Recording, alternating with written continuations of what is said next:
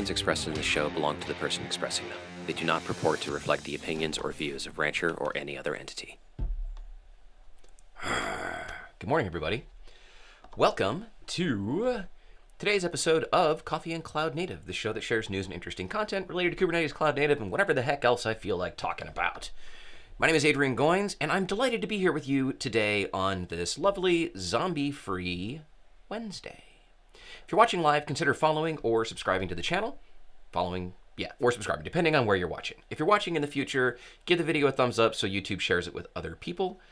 Join the free community site or the Discord server, or where's that button? Discord server. No. Discord server. It's always in reverse. I'm never going to get that right. Anyway, yeah, so chat happens there. There's a bot that relays between come hang out with us during the show, after the show, and let's just go say hello to people who have decided that this is the best meeting that they can join at this time of the day. Oh my gosh, zombies. Wojtek, hello. Wifebot, Ian, the Incredible Mulk, hello. Honk. Nice goose icon there. Stephen K, Mladen, Isa Aguilar, Isa or Isa? I'm gonna keep saying Isa. You can tell me if I'm wrong. Sheep, awesome. Marco, Nuno, Ian. Thank you all. We've all already been chatting in the thing, so everybody above that I've already been talking with. Hello, hello, hello, hello, hello. And if you're watching on Twitch or YouTube, hello as well. We got to burn through a bunch of stuff today because I have a lot of content, and then I have the cool tool of the day that we didn't get to yesterday for reasons that I can't explain. Tocino, good morning. Awesome. Tocino is bacon, for those of you who don't know. Tocino at BP? I'm not sure. I like the Tocino part, though. Anyway, first up today is Wednesday, and that means it's time for continuous inspiration. Today we look inward to share stuff from the CNCN community, either new members who've created a bio for themselves, thank you all, or content created by community members. And so first up, we have a terminal window. It's gonna be hard to share stuff off of that. How about that window instead? Where I'd like to introduce you all to Marco Kilchoffer. He is Swiss, currently working at Swiss Post. Says he doesn't need the latest hardware, but the latest open source software. Awesome. So he is from Switzerland. He works as a system engineer at Swiss Post and has had a broad career, starting out as an electronics technician in 2005. And then in 2015, did a big project putting edge technology inside of 2,000 buses in Switzerland. That's super cool. Proving that microservices and containers are not just limited to data centers and the cloud, but also work great at the edge. Love to hear more about that. Marco, thank you. Welcome to the community. Let's burn content.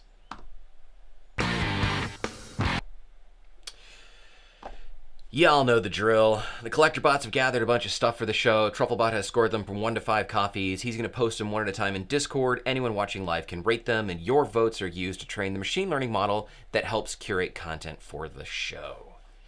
First up today, jump over to the live voting channel.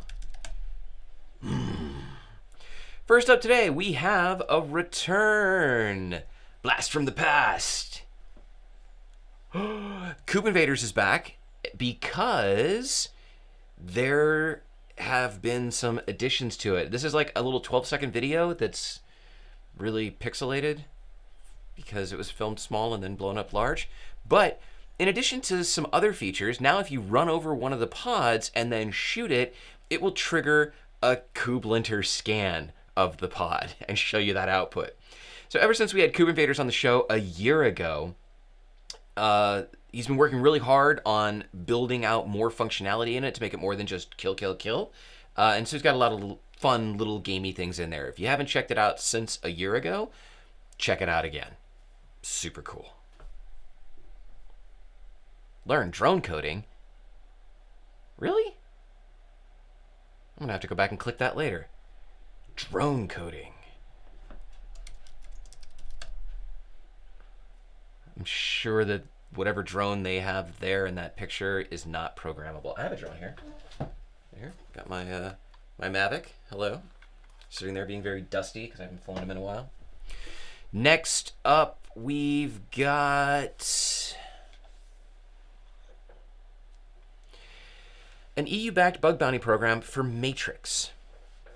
All right, so there's all this chat stuff going on out there. There's Rocket Chat, there's Matrix, there's Mattermost, there's Slack, whatever. There's IRC, there's WhatsApp, there's the WhatsApp-apocalypse going on right now where everybody's moving off to Signal or Telegram. Remember, if you're moving to Telegram, Telegram's not encrypted. Your chats are just sent in plain text across the internet unless you specifically create a secret chat. So, not the best option. Signal, better option. I gave them $10 the other day, and I posted something. If you do use Signal, throw them some money because they're entirely donation supported. Anyway, this popped up because back in the day, before I rolled out a Matter Matrix and Rocket and something else I can't remember now, and I settled on Mattermost, and I don't remember why. And now we're over on Discord. But Matrix is actually in use by lots of governments, in addition, as is Mattermost. Slack, not so much, interestingly enough. The government doesn't trust Slack. Why do you? There's a bug bounty now, backed by the EU, for poking at Matrix and figuring out if there's any kind of bugs in it. Where is the... Their links are to stupid things. Like if you click on open source, it tells you what open source is. If you click on Twitter, it tells you what Twitter is. I don't care about what vulnerabilities are. There. What's a vulnerability? Here's the bug bounty program. You can get anywhere from 50 euros to 5,000 euros, depending on the severity of the bug. And what's interesting about this for me is that Matrix does provide E2E encryption based on the same algorithm that Signal uses, both on one-on-one conversations and in group conversations. Having just moved from WhatsApp to Signal, I'm a little bit sad that, but I understand why, but I'm a little bit sad that I don't have a web interface for it, so that I can't use it in Rambox where I have all of my chat stuff, that everything that I talk to, all in a single window.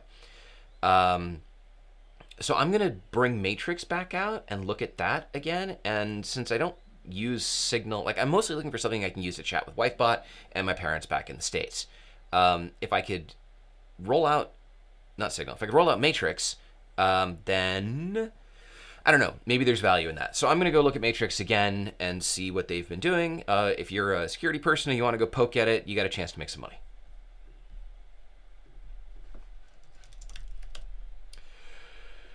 I have the Continuous Inspiration song in my head. I like watching Jimmy Fallon, and I like how the Roots always like do their little jingles for him. I don't have a backing band behind me of really talented people who can just make up jingles on the fly, so y'all are stuck with whatever I decide to sing.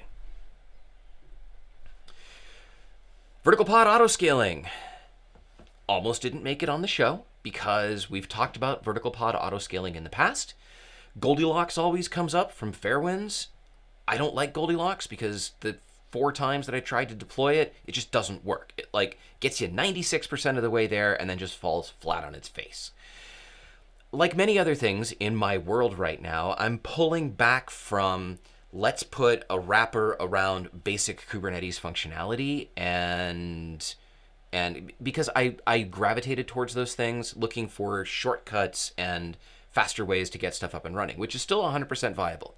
But since I'm now working on studying and getting my CLI skills down to go throw myself on the altar of the CKA and, you know, hopefully, or maybe get burned at the CKA stake. Anyway, I'm going that route.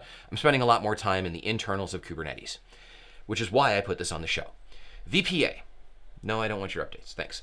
VPA. We get it. So you deploy something, you need requests and limits on it. You just kind of are like, I don't know. And so you just make something up. So maybe you go back later and actually look at your metrics and say, oh, okay, yeah, so I gave it this much and it really only needs that much. Let me scale it down. But what about bursty things? The whole premise behind vertical pod autoscaling is that it's a thing. It's a controller that dynamically adjusts the requests and limits of your workloads and can do stuff like automatic eviction and so on. Having first encountered this from the Goldilocks side of things, they had all these big warnings about like, it's really scary, it could break stuff, but use our stuff instead. But I don't think it's actually all that scary. They explain what it is. Hooray. Okay, we've got that. But this then goes into a full-on step-by-step guide of how to roll this out and how to get it going within your Kubernetes cluster. But he goes even further than that. First of all, I learned that in the future, we may have restart free updates inside of Kubernetes when requests and limits change. That would be really cool. Then I also learned, so he talks about understanding recommendations. Like, it's a really good, deep article. Have we had this guy on the show before? I don't think we have. Who are you? What is your name? Povilas Versakas. He writes really well. CK, if you're watching the show, talk to him. So anyway, understanding recommendations. Now, limitations about VPA. I haven't seen this anywhere else. First, don't use it with JVM-based workloads because the JVM does not provide good visibility into how memory is actually being used. Huh, good to know. I don't run any Java stuff. I know some of you do. Second, don't use VPA with HPA if your HPA is also watching the same metrics, CPU and memory usage. It makes sense when you think about it, but you can use VPA with HPA if your HPA is using custom metrics. Cool. Third, some other stuff. Fourth, some other stuff. Fifth, in one of my videos about requests and limits, somebody said, why are you using limits on CPU? And I was like, because I gave some reason. And we got into this little discussion about maybe that's a bad idea, but he didn't provide any support for it. Well, shock, surprise, turns out that there is an ongoing issue. Now, this issue's actually been closed, but it still is receiving traffic and conversation. This is from 2018. It's still receiving chatter up to a few days ago, or I guess a month ago, where it's entirely possible that based on how the limits on CPU are implemented in the kernel, pods which are well below the limit can still be throttled by the kernel. And people don't really know why. They don't really have a good solution for it. They're trying to get this fixed, but the best response to it is to either don't use limits, which may not be a good response, or to set initial CPU limits as a high multiple of the request value. Having content like that baked into the article that gives you not just here's a tutorial on how to do it, but like here's all of the other stuff you need to think about to make an informed decision, makes this the perfect kind of thing for the show. So thank you very much. And then there's I'm only halfway down the page. He goes into then explanations of how to do this with Mongo, how to do this with etcd, how to do this with... It's a really good article.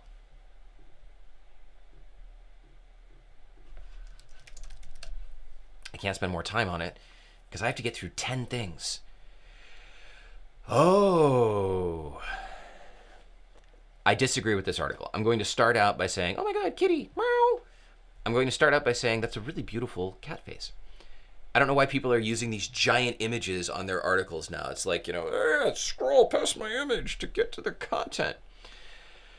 Elasticsearch changed the license of Elasticsearch and Kibana from Apache v2 to the server-side public license first introduced by Mongo back in 2018. Now, this article continues with a whole bunch of FUD. If you don't know about FUD, FUD is fear, uncertainty, and doubt. It's basically where you go, "Bah!" and get people to make decisions based on emotion. I dug a little bit further into it. I am not a lawyer, IANAL. However, looking at the wording of the SSPL, I think I understand why they did this.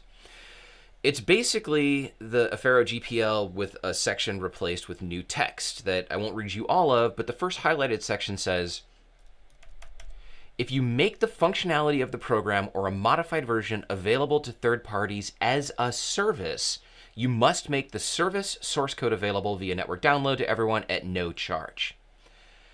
What do we know that Amazon does? Amazon takes open source projects and sells them as a service, and using economies of scale and market forces and all that other stuff can put open source companies either out of business or take away their own ability to sell their own products and services as a service. And that's what we've seen with Elasticsearch over the last several years. Now, this was first introduced by Mongo, and then there was like a bunch of drama about how it's not actually open source and so on and so forth. And that's basically, let's come back to this article. This article continues to say that it doesn't read, unless the SSPL has changed. But since this person linked to it, I'm guessing that it hasn't. They say that the SSPL means that if you use the product, you have to make your source code available to everyone else. And that's not true. It's just if you take the product and sell it as a service, that you have to make everything about that available for people to make their own service around it, including user interfaces and all of that other stuff. The article believes that they're doing this to try and force people to become paying customers. I don't think so. I think they're trying to do it to force paying customers of Amazon to become paying customers of Elastic, which I think is good because they make their product that Amazon just makes money off of. So read this. If you do use this, you at least need to be aware that the license is changing. Go read it, take it to your legal people, and have them make a decision about it. I think it's important all the same.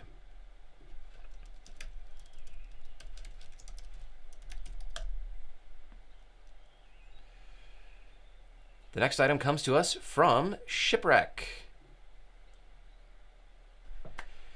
There's a Slack channel in Rancher called Engineering Hotness where some other engineers post stuff, and I kind of troll that a little bit. And every so often, I pull something out of it to put it on the show.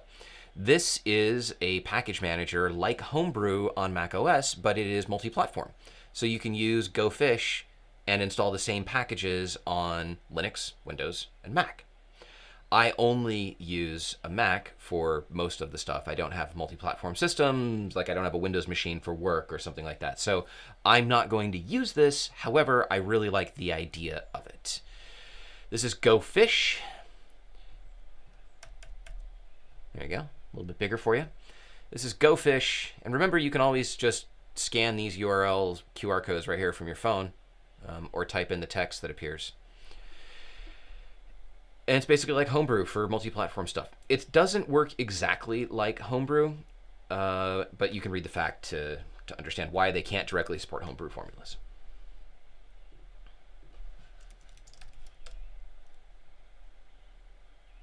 I need to get my whole Homebrew stuff into like Ansible or Salt or something like that, because I just go, brew install, whatever.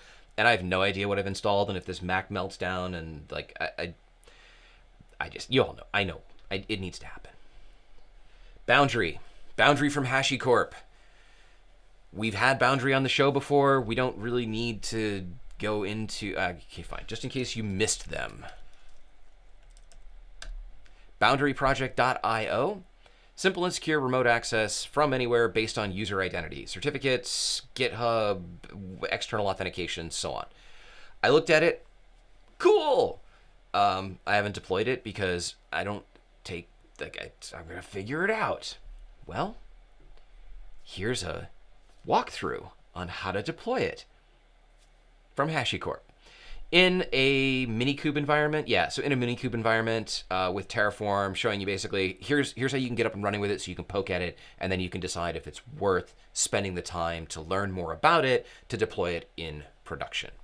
So that is the Boundary reference architecture, an example deployment of Boundary for Kubernetes. Oh, we're cooking with gas today.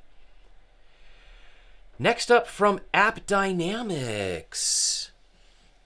First of all, I would like for you to notice this terribly photoshopped image where somebody decided that, like, I don't know if those people are just blind, but they can fit 12 lines of source code on their screen. So yeah, somebody totally just like pinned that to the thing. Guarantee you they're looking at a green screen. Anyway, AppDynamics does monitoring stuff, and they have, I know very little about their actual platform, and this isn't a pitch for them. If you use them, great. If you don't use them, I don't care. But they do monitoring based on synthetic users. So they can actually replicate users using your API, using your store, using your whatever, from different platforms. And they had a large Windows infrastructure that was built on VMs that did this for the Windows side of things. And they had licensing costs and VM costs, and they were like, this sucks. So they built a new system called Simple Synth, Love the name, since I myself am also a synth. Y'all didn't know that. You didn't know I'm a robot? I'm totally... Wifebot knows. I'm a robot. That's why I have no emotions. Anyway. So they did this all in Kubernetes with ephemeral Docker containers. They built a Lambda-like Kubernetes-based architecture, and the rest of the article talks about how they laid this out, why they chose to do it in not in Lambda or not in Fargate, how they're doing it with Windows containers, using Headless Chrome and Puppeteer, and it's pretty cool that they figured this out, and then talks about the cost savings that they were able to achieve by doing so. I still see people who are like, Kubernetes is a fad. You don't need your Kubernetes. And true, probably you don't need Kubernetes to run your blog. We all know that image, right? With like the 2x4 on the tractor trailer. But this is exactly the kind of thing that Kubernetes is perfect for. And I'm super excited to see smart people figuring out, well, crap, like how can we do this better? And building a solution and then sharing it with the rest of us so that we can all be inspired. Good job, App Dynamics. Oh, you're part of Cisco. Good for you.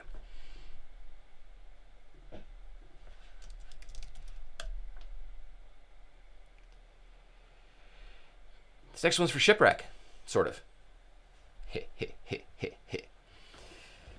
Kubernetes operators with Python creating CRDs. We've had Python operator CRD stuff on before. I put this on because it's a really cool, like you could just sit down. We've had Max on before as well. You could just sit down on a Saturday afternoon with some coffee or tea or beer or whatever and just go through this. And what I like about this is you'll build an operator that retrieves exchange rates from the internet and then creates a config map with those exchange rates. So it's not like an operator that launches a bunch of crap inside your cluster, but this, I think, is also a really good use case for an operator. So you end up with a config map for EUSD, EUR, whatever, JPY. It's an example. And then your applications, if they need current exchange rates, can just query the config map, or the config map can be loaded and then dynamically updated in real time in your container so that you always have the current value. And I thought that was a really neat use of operators. Apparently he's gotten some traffic on this post, and down here in the bottom, I thought it was here. Maybe I'm remembering it from someplace else. No, he has a second part of the blog. There we go. So he has a second part that came out 2 days ago, and down here in the bottom, so this is the actual implementation of the controller.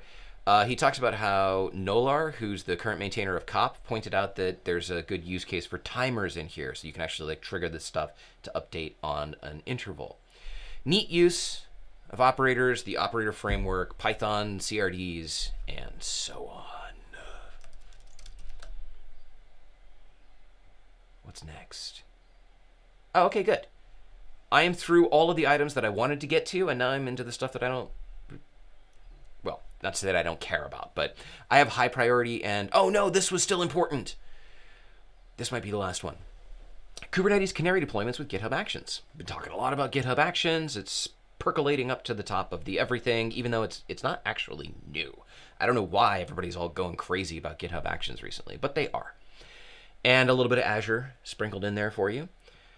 So this shows you how to use Linkerd, GitHub Actions, and Azure, I think Azure Kubernetes Service, to do canary deployments of your application in, I think in AKS. And it's one of those, can you see that? Do you see that little scroll bar there? It's one of those things that like you could spend an entire Saturday with this as well. It's enormous. Oh, actually, you know what? I lied. Apparently that's not the... Oh, okay. So that's the article, and there's other articles on that page. So it's 25% of the page. So you could spend a couple hours on a Saturday. But anyway, GitHub Actions and Canary deployments with Linkerd sprinkled with Azure. Maybe that's the end of the stuff I wanted to get through today. No, there was this too. Man, okay. This might... Whatever, I'm going to stop saying that. Ooh, recently we talked about an article from 2019 from Tigera. I decided that I'm saying Tigera, not Tigera, Tigera. That's how I'm gonna pronounce it. From Calico. Calico's also been on the show a lot lately. Well, this was from 2019, talking about how you can run kube proxy in different forms. You can run it with IP tables, you can run it in user space, boo, don't do that. Or you can run it in IPVS. And the net of it was, did I say net? Oh my gosh, the corporate takeover is happening. IPVS is super fast, but you're not going to get any real value out of it unless you're running a whole massive amount of things. Luke, who I think we've also had on the show in the past, dug further into this about a week ago, and this article is entirely about what happens with IP tables. So it's not just you can do this, you can't, it's tracing kube proxy's responsibility for passing traffic off within stuff to things when using IP tables, and he's going to follow this up with another one on using IPVS. So if you get excited by network stuff, this is for you.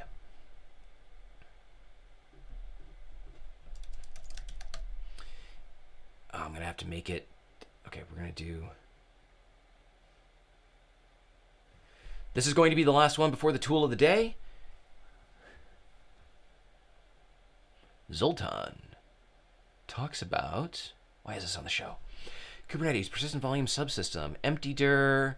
Okay, I think this was one of the lower priority ones that was just going to go out as an espresso shot. Yeah, so this is just, okay, cool. There's nothing super exciting about this. This is an introduction and explanation into persistent volumes on Kubernetes. Hooray. That's, okay, so I made it through everything I wanted to make it through today. And that takes us now to the last part, the exciting part held over from yesterday. Buckle up. This is from Linbit. Linbit makes DRBD. Big fan of DRBD. Used it a lot in the past. They've done a really good job of migrating over to cloud native and Kubernetes. And they have this little tiny thing here called Kubernetes Await Election that utilizes leader election functionality already baked into Kubernetes to control the actual startup of multiple pods. So what this means is you can have something where you only really need one of them running, but it's important enough that if the node that's on dies, you can't wait 6 minutes or whatever, 5 minutes and 48 seconds, whatever it is, for Kubernetes to be like, oh, heck, crap, that failed. I better start it over here. This will detect it in 10 to 15 seconds, and the pod is already running elsewhere. It just didn't start its process because you run this as an init. So this dies, leader election detects it, it starts a new one over here, and then it handles updating endpoints for you, so you're not even dependent on readiness probes to control a service. It's dope. I immediately think that I can use this with the NFS server provisioner. In any Kubernetes cluster where I don't have an external NFS resource, for example, DigitalOcean, I run NFS server provisioner in cluster with a block volume store behind it. And that creates an NFS server that I can then use for, websites and things like that, or things that don't need block storage that I don't feel like paying for because I'm cheap. But the problem is that if that node goes down, it's pretty fragile, because if it takes 6 minutes for that pod to start somewhere else, everything that had volumes mounted suddenly returns the dreaded stale NFS file handle, and you got to go restart a bunch of stuff and whatever. So that pod being broken tends to result in a massive restart of everything on the cluster. For me, it's an acceptable risk. This would allow me to have multiple NFS server provisioner pods running on multiple nodes, and if the node died, within 10 to 15 seconds, it would fail over. Because the service address didn't change, hopefully we don't get the stale NFS file handle. You may be able to think of other use cases, and Shipwreck's going to go take this and run wild with it. And if you join the Tool of the Day channel, you can have ongoing conversation about this after the show. This is from Linbit. Linbit I love you. Thank you. And that's it. No, that's it. I'm serious. That's it. Go home. Go away. Go back to your meeting. That is all for today. Thank you so much for watching. Thanks for tuning in. Links to everything I talk about on the show go up in the free community site at community.cncn.io after the show ends. Community members get early access to links, extra links, video replay, cool conversation, lots of other stuff. If you have something you'd like me to consider for the show, post it in the community site or in the show suggestions channel in Discord, and ping me if you want. Have a great day, everyone. Keep learning, and I will see you in the next show. Stay caffeinative.